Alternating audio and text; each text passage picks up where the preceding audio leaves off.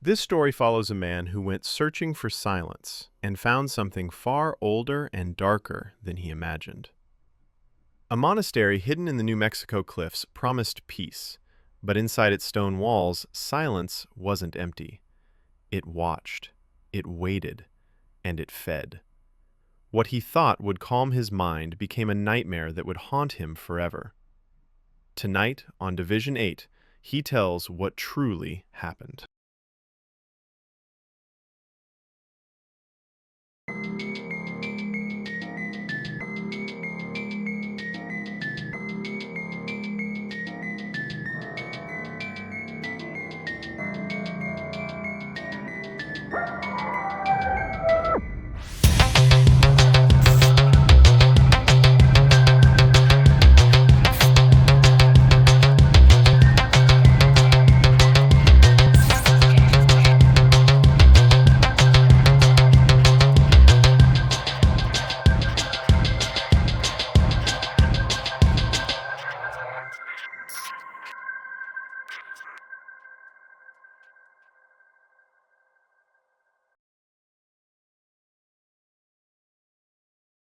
People believed trauma announced itself with pain. They were wrong. Pain was loud, yes, but it faded. What didn't fade was the sound that came before it. For him, it had been the sound of gravel popping beneath tires moving too fast, metal screaming as it twisted in on itself, glass shattering like 1,000 tiny bells ringing at once. And then, just before everything went black, a sound he still could not name. Not a scream, not a word. Something ripped out of a human chest by pure surprise. He survived. That was the sentence everyone expected him to say next, as if that would be the end of the story. It was not. The others in the car did not. Doctors called it a miracle. The police called it negligence. The families called it murder, even if the courts never did. And he called it something else entirely. Unfinished. Because the sound never stopped. Months passed, then years, and every time he closed his eyes, it came back, clearer than memory, sharper than thought. The city became unbearable. Sirens, laughter, car horns, even rain on glass felt like accusation. Sound was no longer just noise, it had become evidence. He stopped sleeping. He stopped talking unless spoken to. Eventually, he stopped answering questions at all. That was when he started looking for silence. Not the kind found at night when traffic dies down. Not the kind bought with noise-canceling headphones or empty rooms. He needed a silence that existed on its own, untouched by the world. A silence that did not care about him. That was how he found the monastery. The Monastery of Christ in the Desert, tucked deep into the red cliffs of northern New Mexico. No towns nearby, no cell service, no casual visitors. Just rock, sky, and a thin dirt road disappearing into nothing. He had read that the monks there lived simply, prayed in isolation, and that some of them took extended vows of silence. Not permanent, but long enough to break something inside a person. What he had not found online were the warnings. Those came from people, from the way conversations stopped when he mentioned the place, from the way one ex-volunteer had told him only this before refusing to say more. Some silences aren't empty. They're full, and they don't like being disturbed. He went anyway. The drive had taken hours longer than expected. The road narrowed into something barely deserving the name. Cliffs rose on one side, a dry riverbed on the other. The air thinned. Sound changed. Even the engine seemed to struggle, as if the land itself resisted intrusion. When he finally saw the monastery, it did not look holy. It looked embedded. Stone walls pressed directly into the canyon face, as if the buildings had grown out of the rock rather than been built. Windows were narrow, dark, defensive. No bells, no welcoming signs, just a heavy wooden gate and a silence so complete it felt deliberate. When he stepped into the courtyard, the first thing he noticed was not what he saw. It was what he did not hear. No wind, no birds, no distant movement, just the sound of his own blood rushing too loudly in his ears. A man waited near the center of the yard. He wore the black habit of the order, though it hung from him as if it no longer belonged. Tall, painfully thin, his face lined deep enough to cast shadows of its own. But his eyes were wrong. Too alert, too bright, like someone listening for a sound no one else could hear. He did not ask the man's name, did not ask why he had come. He simply raised one finger and pressed it gently to his lips. And in that moment, without a single word spoken, he understood something he wished he had not. This was not a vow of silence meant to bring peace. This was silence meant to hold something in. He told me the monk had simply turned and walked, without waiting to see if he would follow. Of course he did. Inside, the monastery felt colder than the desert night outside, even though the walls were thick stone and the halls narrow. He said every step he took sounded obscene, landing too loudly, too clearly, as if the building itself were memorizing the rhythm of his walk. The monk led him to a small cell carved directly into the canyon wall. He told me it was bare, a wooden bed bolted to the floor, a table worn smooth by decades of use, and a single icon above the headboard. Christ, he said, was painted in dark, almost bruised colors. His mouth was closed, but his eyes, they seemed to watch, and not kindly. On the table sat a piece of dry bread and a tin cup of water. Then the monk spoke. Just one sentence. "You will not speak while you are here," he told me the monk said. His voice, he said, was quiet but heavy, like something stretched tight over something stronger beneath. The words felt physical, pressing down on him. He nodded immediately. He said he would have agreed to anything at that moment. Before he could even ask a single question, the monk added more. "You will not whisper.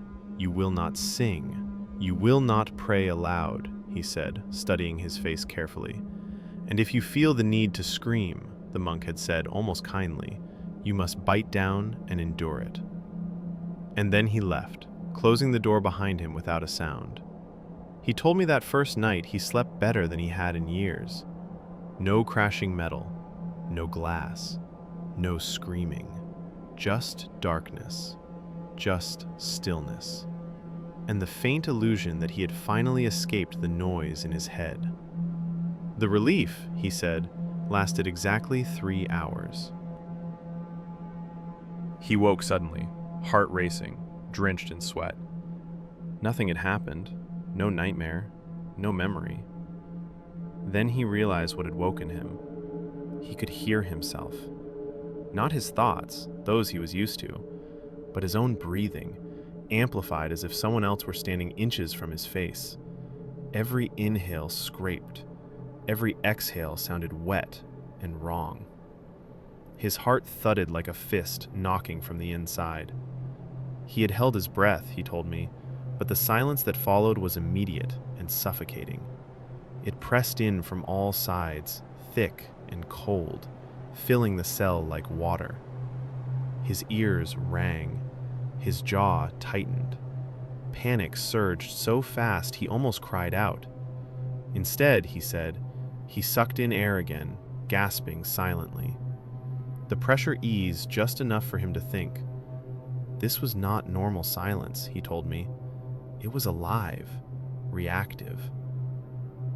Morning arrived without warning. No bells, no footsteps, no voices. The monk simply appeared in the doorway, watching until he opened his eyes. Then he motioned for him to follow. He told me the days passed like that. Work without instruction, meals without conversation, prayer without sound. Motion and obedience replaced everything else. They carried water from the river below the canyon, split wood, cleared debris, all in absolute quiet. At first, he welcomed it, but soon he realized there were no written rules. They were enforced, silently, with a weight that made hesitation dangerous. He remembered once, while hauling water, he slipped on loose gravel and inhaled sharply through his teeth. Not a word, barely even a sound, The monk was instantly on him, his hand clamped over his mouth, fingers digging into his jaw with surprising strength. His eyes were wide, not angry, not judgmental, terrified. He held him like that, breathing hard through his nose until the moment passed. When he finally released him, his hands were shaking. That night, he said, he watched the monk sitting alone in the courtyard under the moonlight. His jaw was clenched so tightly the muscles along his neck stood out like cables. His lips trembled. Every few seconds, his throat convulsed, as if something inside was trying to escape. And the longer he watched, the more certain he became of one thing. The monk wasn't keeping silent because of faith. He was keeping silent because if he didn't, something else would speak instead. He told me the proof came a few days later. A small desert sparrow landed on the stone wall just outside the chapel. It tilted its head, opened its beak, and froze. No sound came out. It shuddered violently, flapping in panic, before launching itself away in total silence. The monk was already there, staring at the empty space where it had been, his face pale. He met the man's eyes for a brief second, and in that look, he said, confirmation came. This place did not suppress sound. It consumed it. After the bird incident, silence became more than absence. It gained weight, a presence that pressed against the mind like air too thin to breathe. It wrapped around him, settling into the skull, filling ears and chest alike. Sometimes he pressed his palms to his head, hoping for relief, but the pressure came from nowhere and everywhere at once, from within. By the end of the first week, his thoughts began to turn against him, not because they were loud, but because they had nowhere to go. Each sentence in his mind stacked atop the last, compressing, folding inward. Words rehearsed themselves over and over. The mere act of imagining them escaping sent spikes of panic through his chest. He began grinding his teeth in sleep, waking with blood on his gums, a sharp taste of iron in his mouth. The monk, Father Matthew, as an old chapel plaque revealed, was deteriorating in tandem. His body seemed to shrink, hollowing out, skin clinging to bone, veins pulsing along his neck, in time with a rhythm that could not be heard but felt in every cell. In the chapel, the air sometimes vibrated, a tension deep and unnatural, stretched impossibly long, like the instant before a storm breaks. Father Matthew knelt for hours, hands locked so tightly his fingers had gone pale, sweat dripping even in the cold stone room. His jaw twitched constantly, muscles rebelling against control. Once, only once, his lips parted, just enough for the teeth to flash in a split second. The chapel lights flickered violently, candles guttered as if wind had rushed through the stone walls. The pressure stabbed at lungs and ribs, sharp and immediate. Father Matthew slammed his mouth shut with a crack. The candles steadied. The tension eased. He never looked at anyone again. The rules of the monastery became clear. Silence was not merely enforced, it was demanded, extracted, absolute. The place punished not just the making of sound, but the desire for it. Attempting even to imagine a scream brought spasms through the body. Muscles locked. Pain radiated down the jaw and neck. Desperate contortions to keep from breaking the rule. Days blurred into one another. Hours stretched. Minutes stretched further. Without voices or markers, the world's edges dissolved. Time had no measure. Then winter came. Snow fell relentlessly, blanketing the canyon in white so pure it seemed mocking. The silence thickened further, swallowing even the whisper of wind. Work became dangerous. Stone paths iced over, the river nearly frozen. Father Matthew began to fail visibly. He moved slower, hands trembling, lips cracking from the strain of restraint. His once bright eyes dulled into resignation. a man counting down a final measure. The breaking point came on a gray, brutal day. Snow whipped sideways across the canyon. The younger monk had sent him down to the river alone, carrying heavy jars of water. 10 steps from the gate, his foot slipped. He fell hard. One jar shattered beneath him. Shards bit into his thigh and forearm. Pain tore through his body. Reflexively, he sucked in air. The sound erupted. It was no word, no scream, just raw animal noise, unformed, unshaped. The canyon answered. Wind froze mid-gust. Snow hung suspended. The world held its breath for a fraction of a second. Then the crushing presence of silence returned. Different this time. Patient. Aware. At the monastery gate, Father Matthew stood. He wasn't angry. Relief shone on his slackened face. For the first time since his arrival, he seemed calm. Shoulders lowered as if a tremendous weight had lifted. Kneeling beside him, Father Matthew placed a hand gently on his jaw, eyes meeting his with an intensity that spoke without words. Inside his mind, a voice became clear. It's yours now. And with that, Father Matthew opened his mouth. Father Matthew stood in the monastery gateway. The man lay in the snow, bleeding and shaking. The sound he had made still hung in the air like something irreversible. It felt less like a scream and more like a crime, one that could not be undone, only answered. For a brief moment, nothing happened. Then the world revealed what was wrong. The storm had not faded naturally. It had been cut off. The wind still shoved against his body, still drove snow into his face and clothes, but there was no sound to it. Snow struck stone and skin in absolute silence, as if the world itself had been muted by force. Motion remained. Noise did not. Father Matthew took a step forward, then another. With each step, something visibly lifted from him. His posture straightened. His breathing slowed. The tremor that had lived in his hands for weeks vanished completely. He moved like someone freed from an invisible burden. When he knelt beside the fallen man, his face was finally clear, peaceful. Not the peace of survival, but the peace of completion, like a task long endured had finally reached its end. He placed a thin, cold hand beneath the man's chin, gently lifted his face. The touch was careful, almost grateful. Escape was no longer possible. The body refused to obey. Panic surged, but movement did not. Father Matthew's lips moved. The voice did not reach the ears. It arrived fully formed inside the mind. You broke the rule. The pressure in the air tightened. That means it needs a new keeper. The man tried to close his mouth, tried to pull away, tried to scream again. Nothing responded. Slowly, deliberately, Father Matthew opened his mouth. Not violently, not suddenly, like someone opening a door they had held shut for a very long time.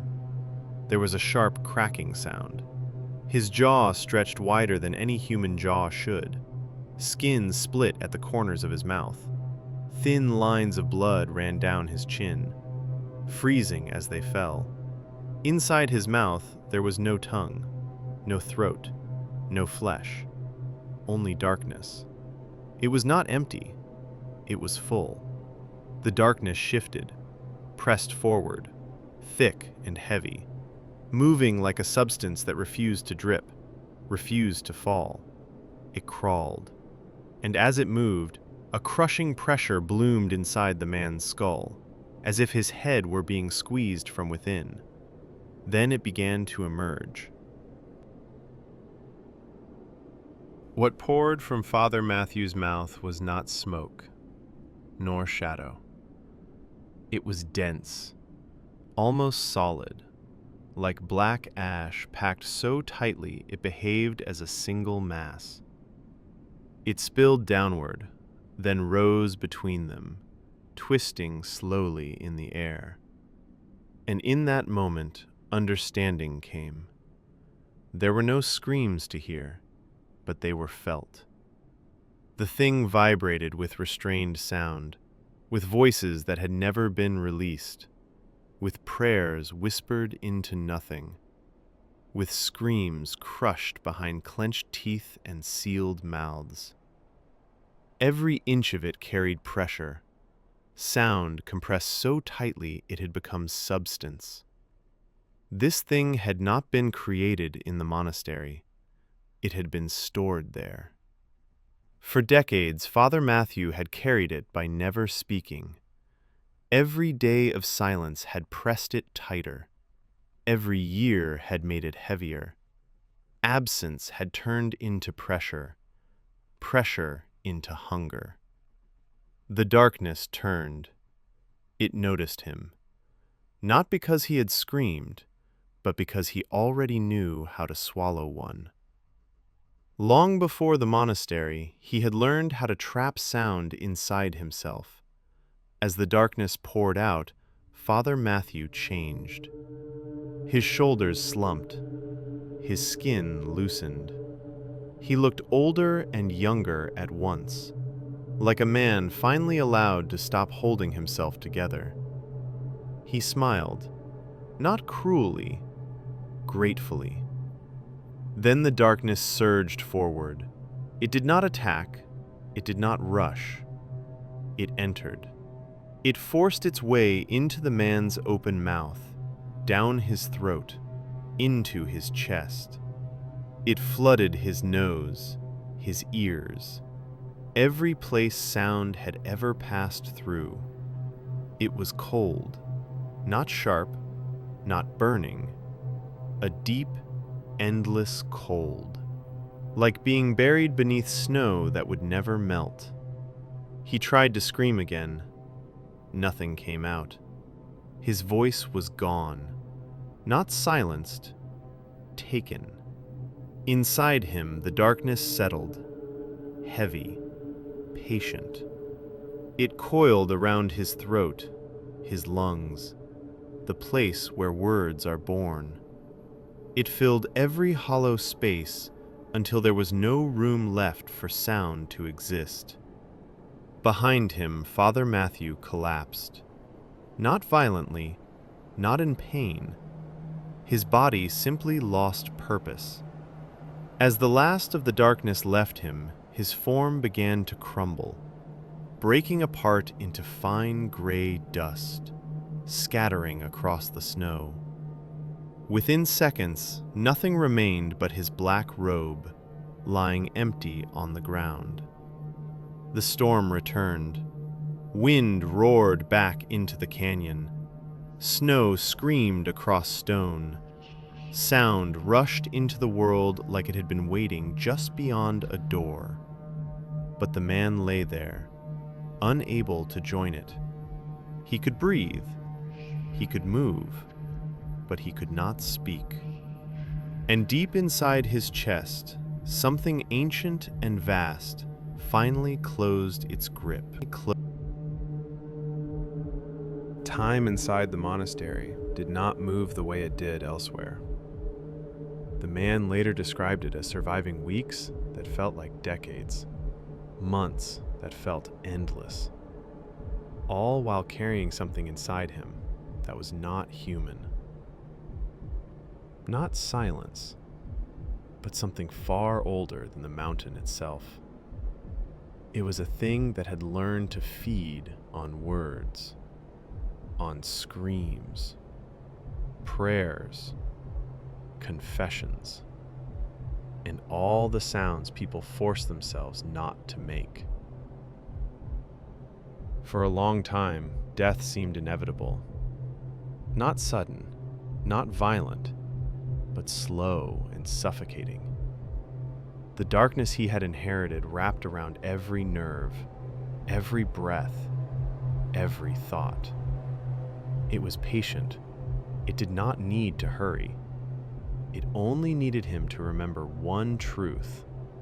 one uncontrolled sound, and everything inside him would escape. At first, he believed it could not be defeated. He pushed his body past exhaustion, fasting until dizziness blurred his vision, holding his breath until his chest burned, running through the frozen canyon until his legs collapsed beneath him. He repeated prayers silently, replayed memories, even tried to empty his mind completely. None of it mattered. The thing inside him was not just sound. It was memory, guilt, pressure, the weight of every voice that had ever been forced into silence.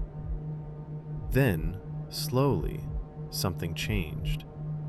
He began to notice patterns.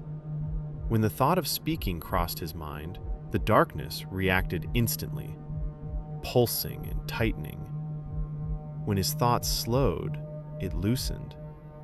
When he stood at the edge of the canyon and stared into the open distance, it contracted, as if wary of something it could not consume. That was when understanding formed. The silence could not exist on its own. It needed him. Without a host, it had no direction, no shape, no way to move. It collapsed inward when unsupported. That meant he did not control it, but he controlled the moments around it. The gaps between breaths, the space between heartbeats, the pause between thought and action. He prepared for months. He worked without rest, carried water, hauled stone, split wood, walked the frozen paths of the monastery again and again, all while focusing on a single rule: never let the darkness act without intention.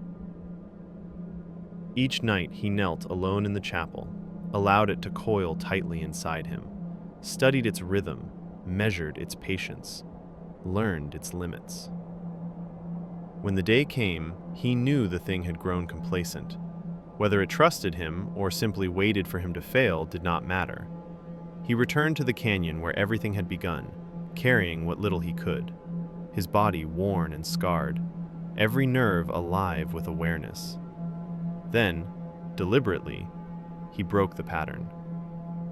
He whispered, not a word, not a prayer, but a controlled vibration pulled from deep within himself. Something personal, something measured. The darkness recoiled, confused, unfamiliar with sound shaped by intention rather than panic. He did not scream. He did not fight. He allowed it to surge, then guided it back inward, folding it down like closing a trap door. In that moment, the truth became clear. The key was neither silence nor sound, but control.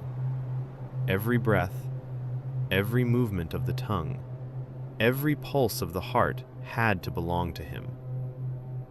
Then he ran.